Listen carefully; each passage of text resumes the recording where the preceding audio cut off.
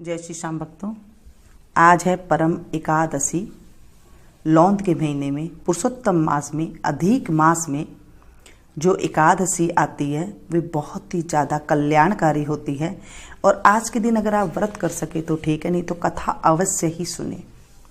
बोले विष्णु भगवान की जय, कृष्ण कन्हैया लाल की जय। परम एकादशी महत्तम। श्री युधिष्ठिर बोले कि हे जनार्दन, जब आप अधिक माह की कृष्ण पक्ष की एकादशी का नाम तथा उसके व्रत की विधि बतलाइए। श्री कृष्ण बोले कि हे राजन, इस एकादशी का नाम परमा है। इसके व्रत से समस्त पाप नष्ट होकर इस लोक में तथा परलोक में मुक्ति मिलती है। इसका व्रत पूर्वोक्त विधि से करना चाहिए और भगवान नरोत्तम की धूप, दीप, नैवेद्य, पुष्प आदि से पूजा करनी चाहिए। इस एकादशी के विषय में एक मनोहर कथा है जो कि महर्षियों के साथ काम्पिल्य नगरी में हुई थी, वह कहता हूं। आप ध्यान पूर्वक श्रवण कीजिए। काम्पिल्य नगर में सुमेधा नाम का एक ब्राह्मण रहता था। इसकी स्त्री पवित्रा, अत्यंत पवित्र तथा पतिव्रता थी। वह किसी पूर्व जन्म के कारण अत्यंत दरिद्री थी। उसे भिक्षा मांगने पर भी भिक्षा नहीं मिलती थी। वह सदैव वस्त्रों से रहित होते हुए भी अपने पति की सेवा करती रहती थी। वह अतिथि को अन्न देकर स्वयं भूखी रहती थी और पति से कभी किसी वस्तु को नहीं कहती थी। जब सुमेधा ने अपनी स्त्री को अत्यंत दुर्बल देखा तो बोला कि हे प्रिय, जब मैं धनवानों से धन मांगता हूं तो वह कुछ मुझे नहीं देते हैं। गृहस्थी तो केवल धन से ही चलती है, अब मैं क्या करूं? इसलिए यदि तुम्हारी राय हो तो मैं परदेश जाकर उद्यम करूं, कुछ काम करूं। इस पर उसकी स्त्री ने विनीत भाव से बोली कि पति देव, पति अच्छा हो या बुरा, जो कुछ भी कहे पत्नी को वही करना चाहिए। पूर्व जन्म में जो मनुष्य विद्या और भूमि दान करते हैं उन्हें ही इस जन्म में विद्या और भूमि मिलती है। यदि कोई मनुष्य ध्यान नहीं करता तो भगवान उसे केवल अन्न ही देते हैं। मैं आपका वियोग नहीं सह सकती। पति रहित स्त्री की संसार में माता, पिता, भ्राता, ससुर तथा संबंधी आदि निंदा करते हैं। इसलिए आपको इसी स्थान पर रहना चाहिए। एक समय कौंडिल्य मुनि उस जगह पर आए। उनको आते देखकर सुमेधा सहित स्त्री ने प्रणाम किया और बोले, हम आज धन्य हैं। आज हमारा जीवन आपके दर्शन से सफल हो गया। उन्होंने उनको आसन तथा भोजन दिया। भोजन देने के पश्चात पवित्रा बोली कि हे मुनि, आप मुझे दरिद्रता का नाश करने वाला कोई उपाय बतला दीजिए।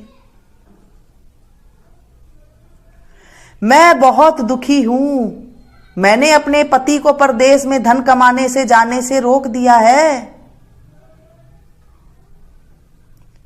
और मेरे भाग्य से आप आ गए हैं। मुझे पूर्ण निश्चय है कि अब आप मेरी दरिद्रता शीघ्र ही नष्ट हो जाएगी। अब मेरी दरिद्रता बिल्कुल नष्ट हो जाएगी। हे प्रभु, अतः आप हमारी दरिद्रता नष्ट करने के लिए किसी व्रत को बतलाइए।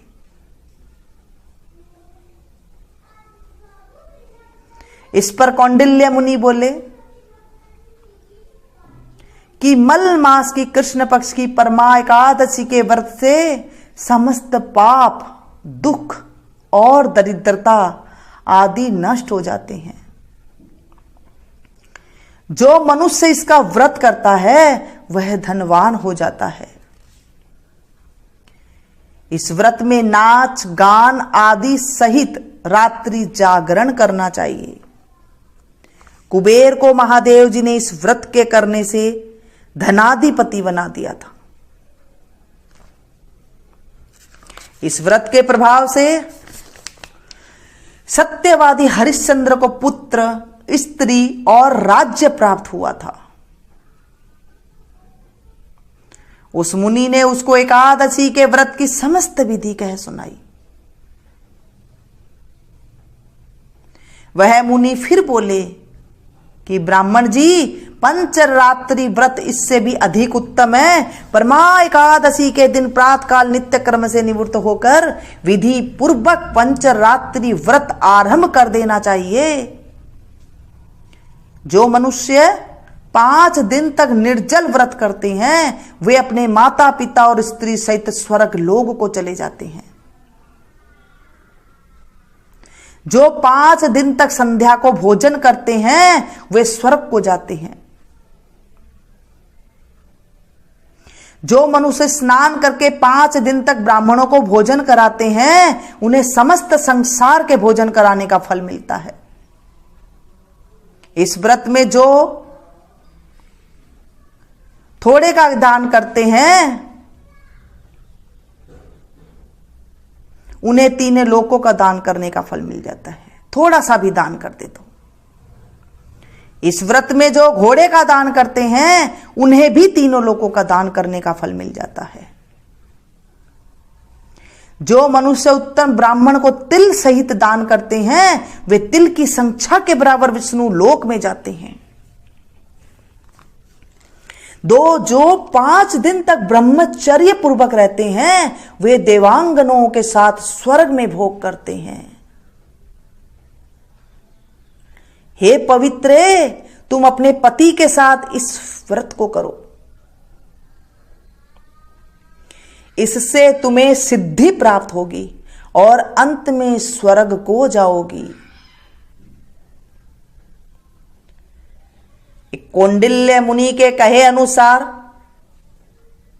उन्होंने परमा एकादशी का 5 दिन तक व्रत किया। व्रत समाप्त होने पर उसने देखा कि राजकुमार उसके सामने खड़े हैं। राजकुमार ने एक उत्तम ग्रह जो कि सब वस्तुओं से सजा हुआ था रहने के लिए दिया।